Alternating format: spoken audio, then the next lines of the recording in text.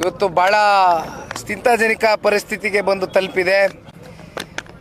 ಜನತಾದಳ ಪಕ್ಷದ ನಾಯಕರುಗಳು ನಾವೆಲ್ಲರೂ ಕೂಡಿ ನಿನ್ನೆಯ ದಿನ ಕಲಬುರಗಿ ಜಿಲ್ಲೆಗೆ ಭೇಟಿಯನ್ನು ಕೊಟ್ಟಿದ್ದೆವು.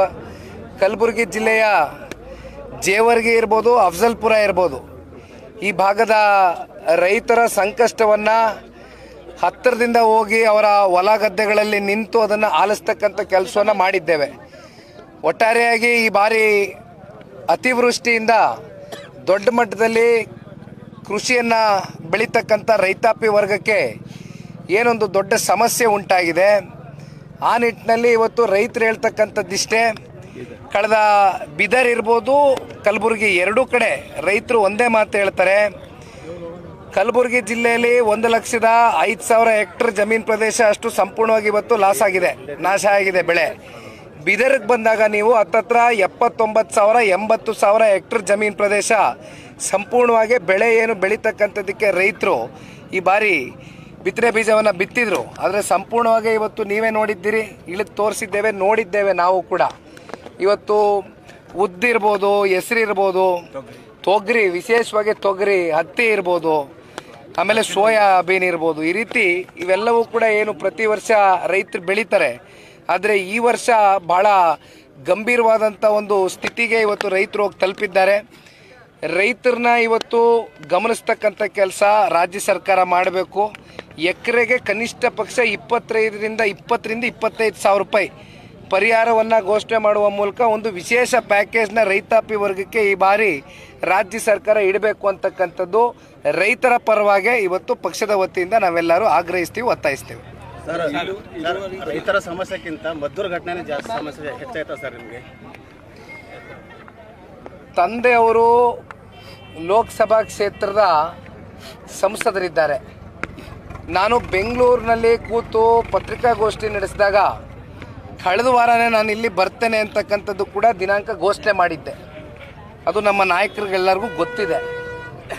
ಆದರೆ ತಂದೆಯವರು ಡೆಲ್ಲಿಯಲ್ಲಿ ಇದ್ದಂಥ ಕಾರಣ ಯಾರಾದರೂ ಒಬ್ಬರು ಅಲ್ಲಿ ಪ್ರತಿನಿಧಿಸಬೇಕಾಗಿರ್ತಕ್ಕಂಥದ್ದು ನಮ್ಮ ಜವಾಬ್ದಾರಿ ಇದೆ. ಕಾರಣ ಜಿಲ್ಲೆಯ ಜನತೆ ಇವತ್ತು ನಮ್ಗೆ ಆಶೀರ್ವಾದ ಮಾಡಿದ್ದಾರೆ. 3 ಲಕ್ಷಕ್ಕೂ ಹೆಚ್ಚು ಅಂತರದಿಂದ ಒಂದು ಲೀಡನ್ನು ಕೊಟ್ಟು ಗೆಲ್ಲಿಸಿರ್ತಕ್ಕಂಥ ಜಿಲ್ಲೆ ಜನ. ನಮಗೂ ಒಂದಷ್ಟು ಜವಾಬ್ದಾರಿಗಳಿದೆ. ಹಾಗಾಗಿ ಆ ಘಟನೆಯ ಸ್ಥಳಕ್ಕೆ ನಾವು ಭೇಟಿ ಕೊಡ್ತಕ್ಕಂಥ ಅಗತ್ಯತೆ ಇತ್ತು, ಕೊಟ್ಟಿದ್ದೇವೆ. ಅದು ಮುಗಿತಾ ಇದ್ದಂಗೆ ಒಂದು ವಾರದ ಏನು ಸುದ್ದಿ ಮದ್ದೂರ್ದು ಎಲ್ಲ ನಿಂತ ಬಳಿಕ ಇಮ್ಮಿಡಿಯೇಟಾಗಿ ಬಂದಿದ್ದೇನೆ. ಸೋಮವಾರದ ದಿನ, ನಿನ್ನೆ ದಿನ ಕಲಬುರಗಿಗೆ ಬಂದಿದ್ದೇನೆ, ಇವತ್ತು ಮಂಗಳವಾರ ಬೀದರ್ ಜಿಲ್ಲೆಗೆ ಬಂದೆ. ಸರ್, ಸರ್ಕಾರದಲ್ಲಿ ದುಡ್ಡೇ ಇಲ್ಲ ಅಂತ ಹೇಳ್ತಾರೆ. ಈಗ ಏನು ಸ್ಲ್ಯಾಬ್ GST ಸ್ಲ್ಯಾಬ್ ಕಡಿತ ಮಾಡಿದೆ, CM ಹೇಳ್ತಾರೆ 70,000 ಕೋಟಿ ನಮಗೆ ನಷ್ಟ ಆಗಿದೆ ಸರ್. ಪರಿಹಾರ ಎಷ್ಟು ಕೊಡ್ಬೋದು ಸರ್? ನೋಡಿ, ಇವತ್ತು ಯಾವುದ್ಯಾವುದೋ ಕಾರಣಗಳು ಕೊಟ್ಟು ನುಲ್ಚ್ಕೊಳ್ತಕ್ಕಂಥದ್ದು ಬೇಡ. ಇದು ರೈತರ ವಿಚಾರ. ಇಲ್ಲಿ ಯಾರು ರಾಜಕಾರಣ ಮಾಡ್ತಕ್ಕಂಥ ಅಗತ್ಯತೆ ಇಲ್ಲ. ಸುಮ್ಮನೆ ರಾಜಕೀಯ ಪಕ್ಷಗಳು ವೇದಿಕೆಗಳಲ್ಲಿ ನಿಂತು ದೊಡ್ಡ ಉದ್ದ ಭಾಷಣ, ರೈತರು ಈ ದೇಶದ ಬೆನ್ನೆಲುಬು, ಇದೆಲ್ಲ ಚರ್ಚೆ ಮಾಡ್ತಕ್ಕಂಥದ್ರಲ್ಲಿ ಯಾವ ರೈತರು ಹೊಟ್ಟೆ ತುಂಬೋದಿಲ್ಲ. ಅಂತಿಮವಾಗಿ ಇವತ್ತು ನಾವು ಜನತಾದಳ ಪಕ್ಷ ಅಧಿಕಾರದಲ್ಲಿದ್ದಂಥ ಸಂದರ್ಭದಲ್ಲಿ ರೈತರ ಪರವಾಗಿ ಕೊಟ್ಟಿರ್ತಕ್ಕಂಥ ಮಾತನ್ನು ಯಾವ ರೀತಿ ಉಳಿಸ್ಕೊಂಡಿದ್ದೀವಿ ಅಂತಕ್ಕಂಥದ್ದು ನಾವು ಹೇಳ್ತಕ್ಕಂಥದ್ದಲ್ಲ. ನಿನ್ನೆ ದಿನ ಕಲಬುರಗಿ, ಜೇವರ್ಗಿ, ಅಫಜಲ್ಪುರಕ್ಕೆ ಹೋದಾಗ ಇಲ್ಲಿ ಬೀದರ್ನ ನಮ್ಮ ರೈತರು ಹೇಳ್ತಾ ಇದ್ದಾರೆ, ಕುಮಾರಸ್ವಾಮಿ ಅವರು ರಾಜ್ಯದ ಮುಖ್ಯಮಂತ್ರಿಗಳಾಗಿದ್ದಾಗ ರಾಷ್ಟ್ರೀಕೃತ ಬ್ಯಾಂಕು ಮತ್ತು ಸಹಕಾರಿ ಸಂಘದ ಬ್ಯಾಂಕ್ಗಳ ಸಂಪೂರ್ಣ ಸಾಲ ಮನ್ನಾ ಮಾಡಿದ್ದಾರೆ. ಅದೇ ರೀತಿ ಮತ್ತೆ ಈ ರಾಜ್ಯ ಸರ್ಕಾರವು ನಮ್ಮ ಸಾಲವನ್ನು ಮನ್ನಾ ಮಾಡಬೇಕು, ಕಷ್ಟದಲ್ಲಿದ್ದೇವೆ ಅಂತ ಹೇಳ್ತಾರೆ.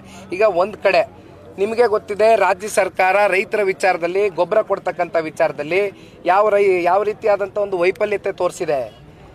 ಇವತ್ತು ಅಂತಿಮವಾಗಿ 260 ರೂಪಾಯಿ ಚೀಲದ ಬೆಲೆ ಗೊಬ್ಬರಕ್ಕೆ 260 ರೂಪಾಯಿ ಚೀಲದ ಬೆಲೆ. ಗೊಬ್ಬರ ಸಿಕ್ಕದೆ ಹೋದಾಗ ಗೊಬ್ಬರ ಬೇಕಲ್ಲ, ರೈತರೇನು ಮಾಡಿದ್ದಾರೆ, ಬ್ಲ್ಯಾಕ್ ಮಾರ್ಕೆಟ್ಗೆ ಹೋಗಿದ್ದಾರೆ. 1,200 ರೂಪಾಯಿ 1,400 ರೂಪಾಯಿಗೆ ಒಂದು ಚೀಲದ ಬೆಲೆ ಕೊಟ್ಟು ತೊಗೊಂಬಂದಿದ್ದಾರೆ. ಇದ್ರ ಹೊಣೆಗಾರಿಕೆ ತೊಗೊಳ್ಬೇಕಾಗಿರೋರು ಯಾರು? ಹೊರಬೇಕಾಗಿರೋರು ಸರ್ಕಾರ, ರಾಜ್ಯ ಕೃಷಿ ಮಂತ್ರಿಗಳು. ನೀವೊಂದು ಪ್ರಶ್ನೆ ಕೇಳಿದ್ರಿ ನನಗೆ. ಈ ಪ್ರಶ್ನೆ ದಯವಿಟ್ಟು ನೀವು ರಾಜ್ಯ ಕೃಷಿ ಮಂತ್ರಿ ಕೇಳಬೇಕು. ಬಂದರೆ ಬರ್ತಾರೋ ಇಲ್ವೋ ನನಗೆ ಗೊತ್ತಿಲ್ಲ, ನಿಮಗೂ ಗೊತ್ತಿಲ್ಲ. ಬೀದರ್ ಜಿಲ್ಲೆ, ಕಲಬುರಗಿ ಜಿಲ್ಲೆ ಈ ರಾಜ್ಯದಲ್ಲಿ ಇದೆ ಅಂತಕ್ಕಂಥದ್ದು ಬಹುಶಃ ಕೃಷಿ ರಾಜ್ಯದ ಮಂತ್ರಿಗಳಿಗೆ ಗೊತ್ತಿದೆಯಲ್ವೋ ನನಗೆ ಗೊತ್ತಿಲ್ಲ. ಅದು ಬಹುಶಃ ತಾವುಗಳೆಲ್ಲ ನೆನೆಸ್ಬೇಕಾಗ್ತದೆ ಅವ್ರಿಗೆ. ಇಲ್ಲಿವರೆಗೂ ಅವ್ರು ಎಲ್ಲೂ ಭೇಟಿ ಕೊಟ್ಟಿಲ್ಲ, ಇದ್ರ ಬಗ್ಗೆ ಒಂದು ಚರ್ಚೆ ಮಾಡಿಲ್ಲ. ಒಂದು ತಿಂಗಳಾಯ್ತು, ಡಾಟಾ ಸುಂದಕ್ಕಿಲ್ಲ ಸರ್, ಎಷ್ಟು ಬೆಳೆ ಹಾನಿಗಿದೆ, ಎಷ್ಟು ಇದಾಗಿದೆ. ಅಧಿಕಾರಿಗಳು ಕೂಡ ಗ್ರಾಮಕ್ಕೆ ಬರ್ತಾ ಇಲ್ಲ. ಈಗ ನಿನ್ನೆಯ ದಿನ APMC ಯಾರ್ಡ್ನಲ್ಲಿ ರೈತರ ಜೊತೆ ಸಂವಾದ ಮಾಡಿದಾಗ ರೈತರು ಹೇಳಿದಂಥದ್ದು ಇವತ್ತೇನು ಕೆಲವೊಂದಷ್ಟು ಜಾಯಿಂಟ್ ಸರ್ವೆಗಳಾಗಬೇಕಾಗಿದೆ.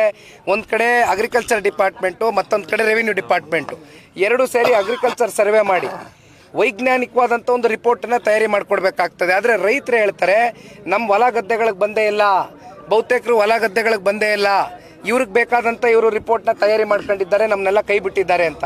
ಇದ್ರ ಹೊಣೆಗಾರಿಕೆ ತಗೋಬೇಕಾಗಿರೋರು ಯಾರು? ರಾಜ್ಯ ಸರ್ಕಾರ. ಸಚಿವರೆಲ್ಲರೂ ಬಂದು ವಿಸಿಟ್ ಮಾಡೋದು ಎಲ್ಲ ಮಾಡ್ತಾರೆ. ಮುಂಗಾರು ಬೆಳೆ ಹೋಯ್ತು, ಹಿಂಗಾರು ಬಿತ್ತನೆ ಮಾಡಲು ರೈತರು ದುಡ್ಡಿಲ್ಲ. ಈಗ ಬರೀ ವಿಸಿಟಿಂಗ್ ಆಯ್ತದ ಅಥವಾ ಅದೇ ಸರ್ಕಾರ ಏನಾದರೂ ಕೊಡ್ತಾರೆ ರೈತರಿಗೆ ಏನಾದರೂ? ಅದು ನೀವು ಸರ್ಕಾರಕ್ಕೆ ಪ್ರಶ್ನೆ ಮಾಡಬೇಕು ಗಟ್ಟಿ ಧ್ವನಿಯಾಗಿ. ನಾವು ನಮ್ಮ ಕೆಲಸ ನಾವು ಒಂದು ಪ್ರಾದೇಶಿಕ ಪಕ್ಷವಾಗಿ ರೈತರ ಪರವಾದಂಥ ಪಕ್ಷವಾಗಿ ನಾವು ಪ್ರಶ್ನೆ ಮಾಡ್ತೀವಿ.